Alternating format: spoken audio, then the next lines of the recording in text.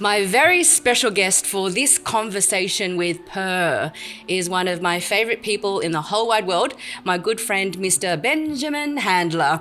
When I first met Ben, who I affectionately call Bibby, he was co-founder of Australia's largest buyers agency, Cohen Handler.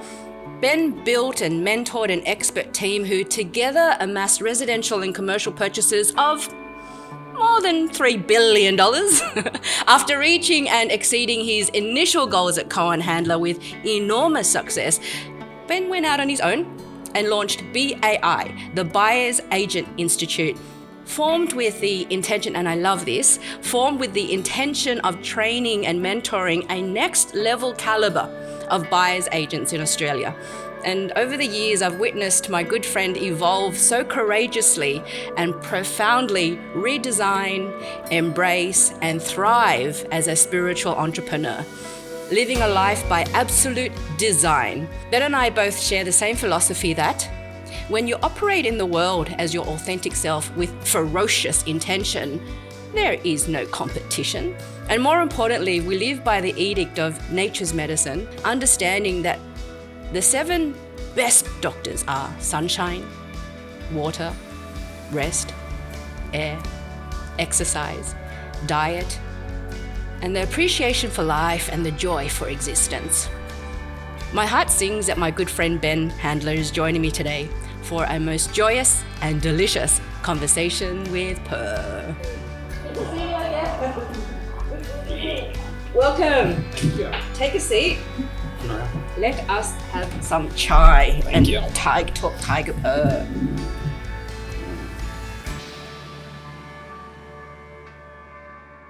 Cheers. Chin chin. Nice to see you. Thank you. Welcome to Sydney. Thank you. We have missed you. I want to have you recall a moment. It's November 2015. We are in Zurich. I know where this is going. It's fucking cold. Cowfish. Snow everywhere. All the trees are lined with Christmas lights because it's near Christmas. It's so beautiful. I'm there hanging with you and a bunch of other people. We rock up to one of Zurich's hottest clubs, nightclubs, bars. Everyone's ordering their favourite cocktail, and you ask the barman if he has hot water because you open your jacket and pull out your collection of tea bags. I love that. Everyone's going, what the hell? He's bringing his own tea bags. And you were so serious. I love that you've always had this give no fucks attitude. I love that about you, Ben. And that was a very special moment going, yep, my friend's just doing him. He's just doing him. Was it always like that? Thank you, by for the you? way. Good memory. Yeah. I recall I actually had Rooibos tea at that time. Yes. And I was really into Rooibos. Well, I stopped drinking about 11 years ago. And I'm not sure if I told you, but I stopped 11 years ago. Yes. Not because I was an alcoholic. I just stopped. Sick of hangovers, ruining my productivity, ruining my sleep. So I just stopped. And then I started drinking a lot of tea. Yeah. And so when I was going out with people into like a bar environment, I had to like substitute it with something because I wasn't drinking beer or wine or anything. So I brought the tea bags. Yeah. That incredible sense of authenticity and you doing you. How was that growing up for you? Did you have to have that great sense of self-expression growing up? What was school like for you, B? Rebellious. You were rebellious? Very rebellious. Like super rebellious. What does super rebellious mean? Give us some stories. What does super rebellious mean? Rebellious for me is running away from home and going, I ain't doing this anymore. School was fun, like really fun. But then I took it to a level where, you know, I got kindly asked to leave school. Yes. And then I went to boarding school. But to answer your question, some examples like inking a teacher with like a felt tip pen. Like we used to like split it a bit, and then when the teacher would walk the other way, we'd ink the back of the t-shirt, the shirt. Okay. So like really stupid stuff. But school was a lot of fun. And I think I was just trying Was that fun for you, or was that a comment on authority? I don't know how to classify that. It was stupid and it was not respectful. But at that time, I found it funny. Yeah. And I think I was just trying to express myself like an artist on the teacher's shirt. Yes. Do you consider yourself an artist now? Creative. Yeah. So, yes. Yep. Creative visionary. I think you're a big visionary. I love that about you. So when I first met you, you were co-owner of Cohen Handler. That was such a huge success. Your story is that you met Simon in California, understanding that a huge percentage of the US were using buyer's agents. Can you tell us some of that journey? That journey was wild. It happened very spontaneously. So the background was I'd left the corporate world. I was working at a company called Charter Hall, like a property funds management development company. Was that your first job? First corporate role. Okay. So I had to get out of the 9 to 5, that was hardcore. Like surrounded by brilliant people, like really smart people, so grateful, learnt a lot, but I just didn't want to be in that environment. Not that company, but just the corporate world. Yeah. So went to the US just looking for opportunity, just to expand the brain. And that's when I met Simon at a Halloween party. And that's when I was introduced to the concept of buyer's agents over time when I was there. Yeah. Tell the listeners who don't know what that is. Okay, yeah. A buyer's agent, just like a real estate agent, represents a seller or a vendor to sell their property exclusively. A buyer's agent represents a buyer. So if you're looking to buy a property, investment or family home, a buyer can engage a buyer's agent to help them source the property, negotiate the property, bid at auction, develop a strategy, research, all that stuff. Yeah. And pay the buyer's agent. And that wasn't big in Australia. Why, do you think? You pretty much disrupted the market in Australia to bring the concept of buyer's agents into Australia with Cohen Handler. Yeah, we weren't the first. There was actually some people in Australia who were doing it. Yep. We thought they weren't doing it well enough, so that's why we wanted to come in and really create impact, which we did. But it was really tough to begin with. So I didn't obviously have such long hair back then. It was short. I was 24. remember. And so people used to think I was an art dealer. So when I told them I was a buyer's agent, they thought I was an art dealer. No one had any idea, zero idea what a buyer's agent was. And the thought to pay, the way the fee structure works is there's a retainer up front to engage. So if, you said, Ben, I want to buy a property in Bronte, there's a retainer up front. And then there's a payment on success. Yep. And so the thought of a buyer having to pay me a retainer up front to help them buy a property, that they couldn't digest it. And so it was like headbutting a brick wall to articulate the value proposition to people. Yeah. Because a lot of buyers never realised that the real estate agents don't work for them. They work for the seller, and they're really good at working for the seller. Yes. So a lot of buyers, it was just an awareness piece that we had to introduce to them. Yeah. How difficult was it to kickstart Cohen Handler in the beginning here in Australia? It was tough, like really tough, because the business model, we proved it quite quickly, but the awareness was so low, the consumer awareness, that it was like I said. What were some of the things you did to increase that awareness so quickly? I think it was like a bit of a domino effect. We bought for a few people. Yes. And then the word of mouth was very powerful. That really started to gain momentum. Yes. And then business to business, we were working with a lot of mortgage brokers and accountants and financial planners, and that started to spread around other business professionals that, we could help their clients. But it was challenging. However, we were so committed just to representing the buyer. Yep. We believed that the playing field was so uneven that I think what really allowed it to work for us was just both our deep commitment to the vision of the company. Yes. And to change the awareness. Like that's what I think that's why it won for us, I think. Yeah. And so to have that commitment to the vision is also a commitment to the values, shared values, obviously. What will you share what those values were? I can't even remember the values on the wall, to be honest with you, that we had. What were your personal values to have all that work? Having a lot of fun is a big cool. one. So just bringing a lot of fun into the room with the team. We built a large team. It got up to around, when I say large, it was up to around 70 staff. Over how many states? How many countries? Around 3 states. And then we also had an office in California.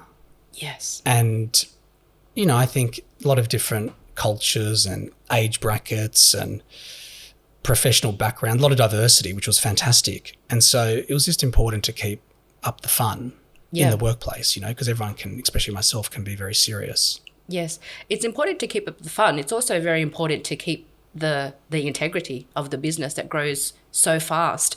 How does one go about doing that? Regular team meetings, regular fun meetings. How do you go about with such fast expansion to keep the integrity of the business? Because it has a great reputation.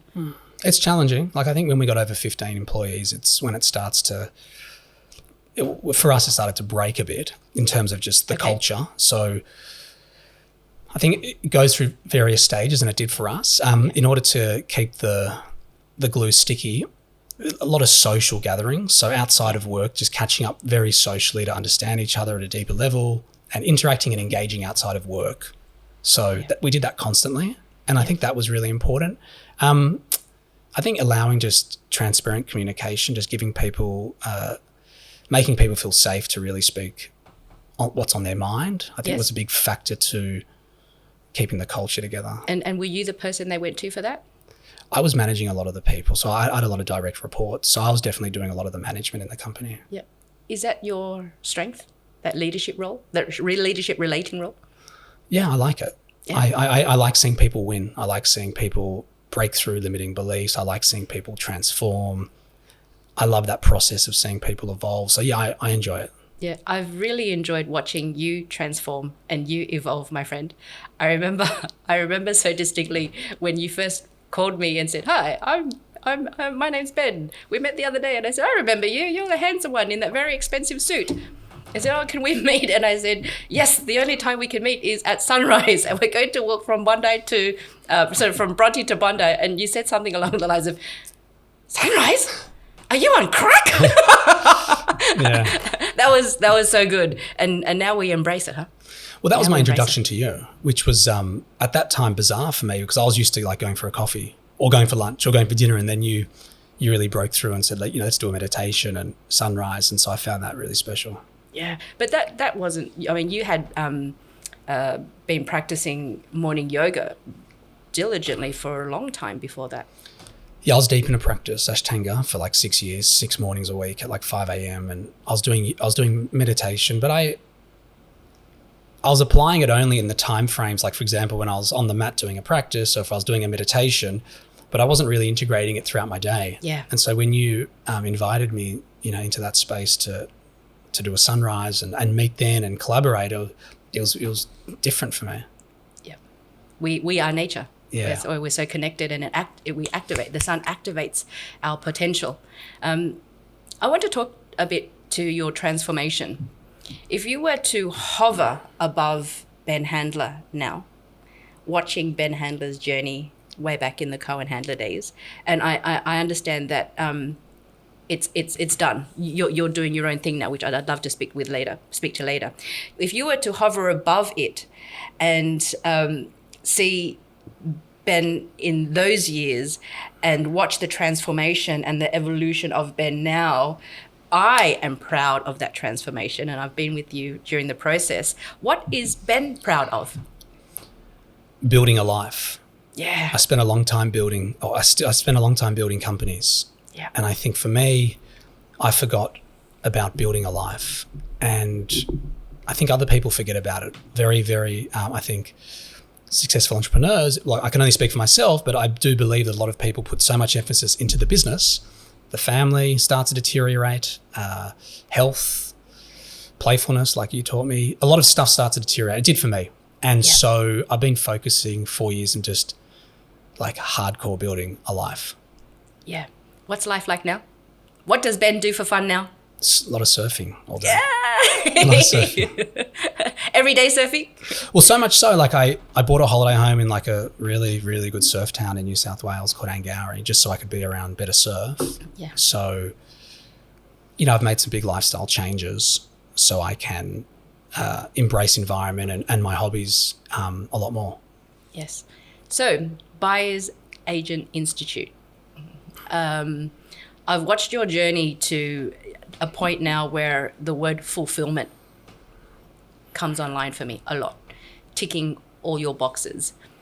Can I ask you to share with us what boxes does if you can share with us also what exactly is BAI and what boxes they tick from you, what ignites you, what inspires you about what you've created. And I want to acknowledge you and congratulate you for making that massive decision back then to create the life that is so inspiring, being in spirit and inspired every day, and absolutely a life by design. Congratulations. Thank you. Thank you. Thank you. I appreciate it. I remember speaking to you at the beginning when it was kind of launching, Yes. and you've always been there, so I appreciate it.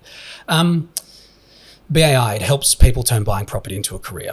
So whether you want to get a job in real estate, or if you want to start your own business, or whatever your progression plan is to get into the industry, BAI really helps you understand how to carry out the role. But more importantly, it teaches you what school didn't or doesn't teach, which is sales, which is marketing, which is building a business. Like, we're not taught about this at school, which is why I think a lot of people go corporate or go 9 to 5, because we're not taught really how to be entrepreneurs. Yes. So BAI is really to help people transform.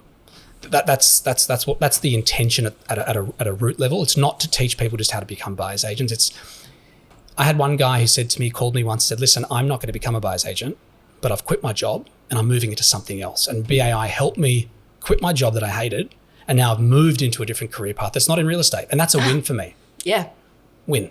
So that's BAI. BAI is a lot of fun. So at Cohen Handler, we got up to around 70 staff. And as you asked me earlier around just, being with people and leading people and just helping people grow, I was quite limited in my capacity to do that with only 70 people. So BAI gives me an opportunity to work with thousands across Australia to help them transform. So it's very profound and powerful for me to just be able to help so many people. Do you have to have a background in property to be a part of BAI? Do most people who come to you do have a background? A lot of them do, yeah. They're investors. Yes. A lot of them are very passionate about property, bought property, whether it's their family home, or a lot of them have quite sizable portfolios, and they're in jobs, a lot of them that doesn't serve them well. Some of them no, like some of them love their job. A lot of them don't. Yeah. And they've got amazing skill. They've cultivated all this knowledge, not just buying property, but just with what they've done with their career paths. And so then we show them how to then wrap it all up and become superstar buyer's agents. You must have so many stories that just make your heart sing, right? Because it really is what your intention is, to transform. Can you share a couple of stories of deep transformation and tremendous success? You must have so many stories. There's a lot of stories. There's a lot of people who aren't successful as well. Yeah, sure. So there's a lot of as people with anything. They come through, it just doesn't work. Yeah. We got one dude called Sanders. He's an African guy. I don't know how old he is, but could be in his 40s or 50s. He was a nurse for 30 years. So he immigrated to Australia. He, a very humble guy, built a portfolio. Again, nurse for 30 years. Yeah. And then now he runs his own buyer's agent business full-time, transitioned out of nursing over 24 months while he was a buyer's agent, working part-time. And he has a 7-figure business now. Wow. And he helps a lot of people within his community to buy property, Africans living in Australia. And it's just changed his whole world. I've got so many different stories of just people who their lives have just changed geometrically. Yeah. Well done.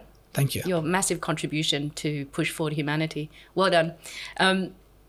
May I ask you, what was some of the pain that you went through to make the decision, or what was the most deciding factor for you to go, okay, I need to transition out of Cohen Handler and do my own thing? Letting go of the ego, I think, was a big one for me. Yeah. A big one. When it doesn't make sense anymore, right? When it just doesn't make sense anymore. When you're just not leading with your heart, right? Yeah. Like you're not super passionate about something that you used to be. Yeah. And then you hang on to it. It's quite painful.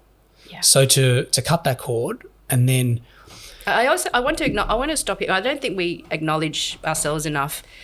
I mean, if you were to talk to your story to an outsider, hugely successful, making shitloads of money, You've got the reputation, you've got all the accolades, but deep in your soul, it doesn't make sense. It doesn't make sense.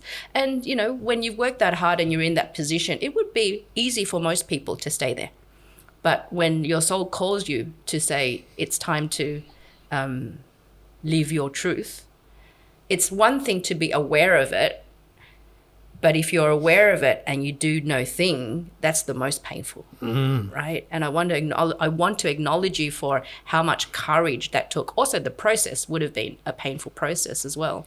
And so one of your deciding factors is the incongruence? Definitely.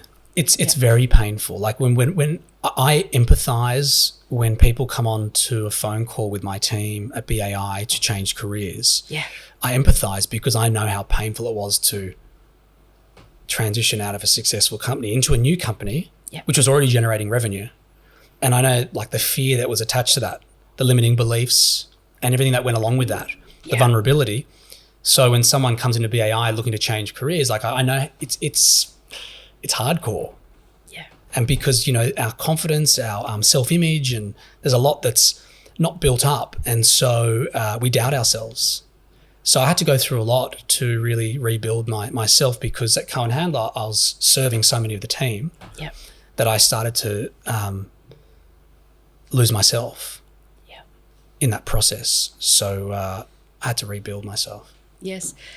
For someone who is in that position at the moment, who is going through the incongruence part with their own career, with their own story, what advice would you give to them to encourage them, to give them that sense of inspiration?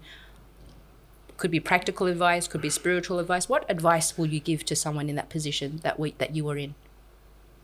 I think something not to do is try and get approval from other people around a new direction you want to take.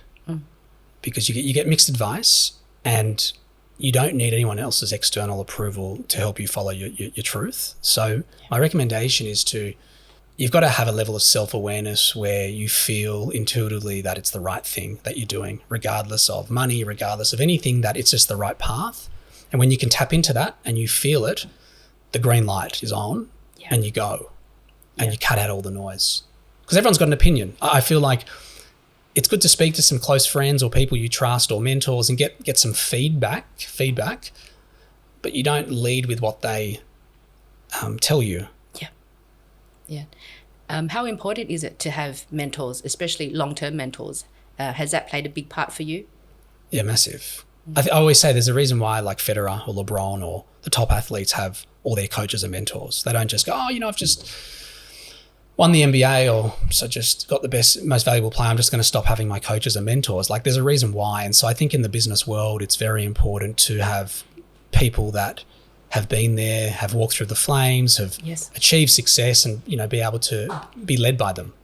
Yeah, and so there's the advice that you can give, B, from the decision-making point of view, to trust in yourself and to not listen to the noise. And then there's the stages, the process. And I remember, when you were going through this process, you literally shut everyone out, and you're like, I got to get this done. We're not to do any dinners, we're not to do any, and you just got it done. And it is essentially an online education program that you are starting off with, but then all the juiciness that comes later on with that. What is required to commence that process and complete it? When you said earlier about like the artist, I think I was going through an ideation process of developing the program. And so it's a creative process, like just around how it's all going to flow, the curriculum and what's the intent, and, like what's the intent for the student, like what do I want to get out of it? And so I think I just had to spend a lot of time executing and thinking and not being around other people. That was important for me. Yeah.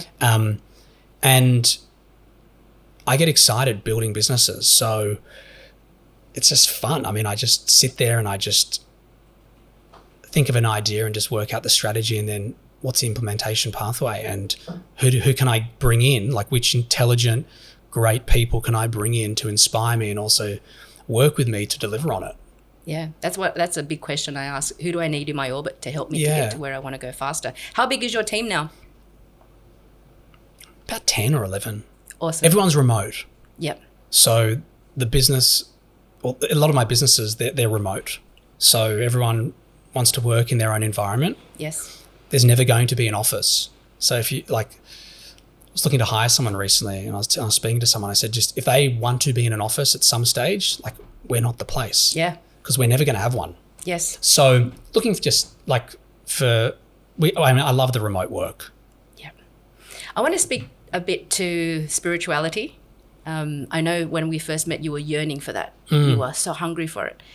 And I blame you for putting me onto Netflix. Which show? Pete, you got to get Netflix. Are you on Netflix? No, I don't want to be on Netflix. You got to get on Netflix. Why? Because you have to watch Osho's documentary, Wild Wild Country. I'm like, all right. I put on Netflix. And I love that. For me, it was a beautiful love story. I watched Wild Wild Country, and it was a beautiful love story of dedication and the loyalty that everyone showed him. You've been to Osho Ashram a number of times in India. How many times have you been? Only once to that ashram.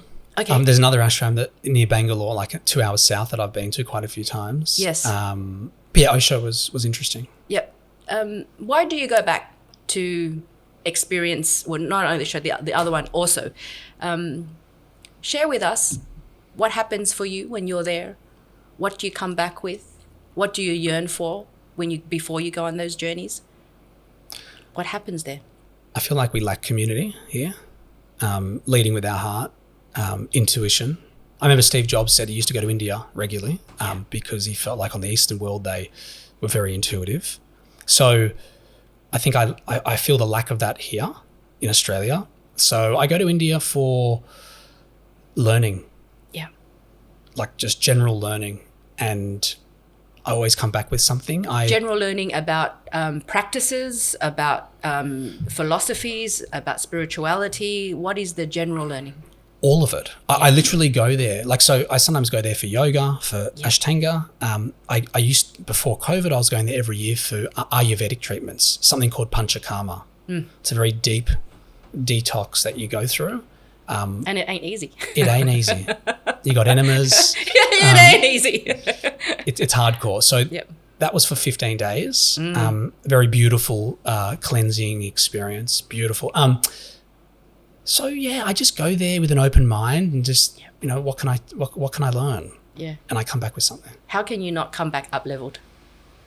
Because we are literally up-leveling the human technology when we go and do those things, right? Yeah. We spend so much time updating and upgrading our computers and our phones, and we forget the technology that invented the technology, which is this technology here, which is why we go out and do those things and come back upgraded, updated, up-leveled. So where do you live now? In Byron. Yes. So we live in Byron, but we've got that holiday home an hour south in Angourie. And so we kind of alternate. Environment's a huge part of our lives now, just being in an environment that serves us. So those two places. It's so important, to love where you live. It's so important. Yeah. If you could live anywhere in the world towards the end of your days, where would you live? Angourie. Yay! I love that. And, just high five for designing the life that you deserve. Thank you. Designing the life that you've always dreamed of. I have some quick fire questions for you, B. But before that, I want to ask you, is there a question you wished I asked you? No, I think you asked a question earlier about, which led to me saying building a life. Yeah. I think it's profound. Absolutely. Especially for for the entrepreneurs who are somewhat spiritual or, developing more awareness around their lives. I think a lot of people in the business world put a lot of emphasis on their business, and a lot of other areas in their life get seriously affected.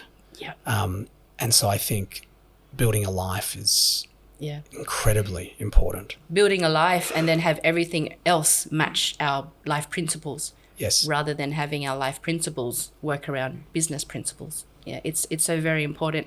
All right, some quick fire questions for you, and they're not so quick fire. Who do you look up to the most? Rachel, my partner. Yay! She's lovely, so lovely. What do people most misunderstand about Ben Handler? That I care a lot. In general. They misunderstand it? They think you do but you don't? Or they don't? I think in general, I think a lot of people misunderstand how much I do care. Just in general. Not just about everything. Yeah. I would agree with that, because they will really only know the core of Ben Handler when they really get to the core, right? Yeah. I always say it's not that we give no fucks. It's not that we don't give a fuck. We care very, very deeply. It's just that we don't give a fuck about the things they think we should give a fuck about. Yeah, and to elaborate on that, like, one of my cats passed away recently, and it was... Oh, no. Yeah, it was really sad. And, like, a lot of people wouldn't know how much I care about animals. Like, at a deep... Like, it was very hard for me to go through that. It was 2 weeks of... serious. I'm still grieving. Yes. And I think that's an example. A lot of people would not realize how much I was driving in Angourie. There's a lot of, in Byron Bay, like, there's a lot of snakes and like these animals that we don't have here, these beings. And if I'm driving on a road and I see a snake, not a brown snake, but like a big python, like, I'll stop the car to make sure that someone's not going to run over it. Yeah. And to try and, like, lead it to get off the road. Yeah. You know, so I think a lot of people just don't know, you know, little things like that. But it's also the connection with nature. I remember when they were building the light rail, I'll get emotional telling the story, down Anzac Parade. And all the trees that they chopped down, far out. It hurt me to see all the trees get chopped down. And I remember driving and crying and bawling, and my children were going, Mum, are you okay? It's like, can't you feel it? Can't you feel the pain? So I resonate. I know what you're talking about. And yes, people often misunderstand that part. You understand, I know. Yeah. And there's deep appreciation for just being alive, man. That deep gratitude for the joy for existence. Okay, my next question. If there was a title of a book written by someone who dislikes you, what would the title of that book be called? Stop creating more buyer's agents. And you'll be like, oh, so good. I love that. All right, 2 last questions. If you could eat one meal for the rest of your life, only that one meal, what would that one meal be?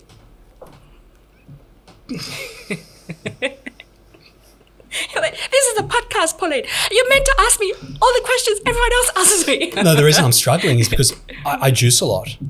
So juice? A lot of different. Can I choose a juice? I would like you to choose a juice. It's juices are still meals, right? Cucumber juice. Yeah. I find it very nourishing. Yep, and you could eat that every day for the rest of your life, the only meal. Cool. It needs to be something light for me. Yeah. I couldn't be something heavy. Yep. Very good. I have a gift for you, my friend. Thank you so much for coming all this way. Thank you. It's very kind of you. Open it up for you. There you go. Should I look at this now? Yes. Thank you. You and Rachel will love it. And always wise words from you. Always, and I know how much you love your tea. I like this tea. Oh, thank you. Yeah, I saw this. Looks amazing, this product. Thank you so much. Bring out that canister the next time we go into a nightclub. Thank you so much. You're most welcome, my friend. What makes Ben Handler purr? That's my last question. What makes Ben Handler purr? Being around my animals. Yeah. Definitely. Yeah. What are your animals? I literally purr. Yes. I'm not going to do it here, okay? It's embarrassing. But I make these weird noises. Yeah. What are your animals now? So I've got a groodle called Cooper. Yes. Well, we had 2 cats, but now we've got one called Chai, and we're picking up, I'm in Sydney for a week, so we're picking up another cat, a Maine Coon. Okay. Which are very large, they can be very large cats. I love that your cat's called Chai and it purrs. Yeah. She purrs. Yeah. My friend, thank you so much for spending time with me. Thank you so much for coming all the way to Sydney. And I want you to know that I love you very much. Thank you. And I wanted to acknowledge you because I would never have come to Sydney if you didn't invite me here. Yes. And Rachel's been going every week, not every week, but very regularly. And I just have not come. Yes. And so thank you, because whenever I do catch up with you, there's always new learnings. So I want to acknowledge you for that. You're very welcome, my friend. Thank you. Thank Thanks you. a I'm going lot. to give you a hug. Yep.